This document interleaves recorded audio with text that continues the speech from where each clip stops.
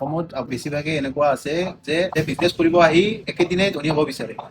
চাওক, আৰু একেদিনাইতো ধনী হ'ব বিচাৰে আৰু সৰুকে কোনো ষ্টাৰ্ট কৰিব নিবিচাৰে। ডাইৰেক্ট আপোনাৰ ডাঙৰ সপোন এটা দেখে, ডাঙৰ বিজনেছ খুলিব, ডাঙৰ শ্ব'ৰুম খুলিব, ডাঙৰ গেষ্ট হাউচ খুলিব। মানে বহুত কম মানুহে আছে যে সৰুকে ষ্টাৰ্ট কৰিব বিচাৰে। আৰু মেইন কথা হ'ল বিজনেছটো যেতিয়া ষ্টাৰ্ট কৰিব একো প্লেন নকৰে। আপুনি এটা যে বিজনেছ এটা ৰান কৰিবৰ কাৰণে এটলিষ্ট আপোনাৰ 6 মান্থৰ কাৰণে কেপিটেল ৰাখিব লাগিব, সেইবিলাক একো প্লেন নকৰে।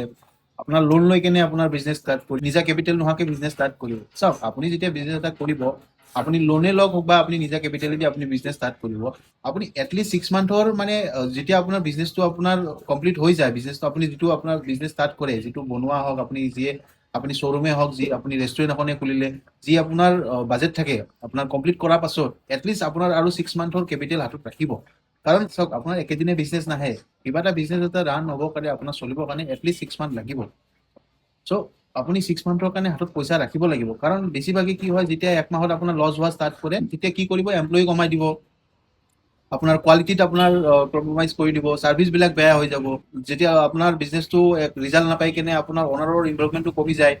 চ' সেইকাৰণে এটলিষ্ট যেতিয়া আপোনাৰ হাতত এক্সট্ৰা পইচা থাকিব, তেতিয়া আপোনাৰ বিজনেছটো ৰান কৰিব আপোনাৰ সুবিধা নহ'ব।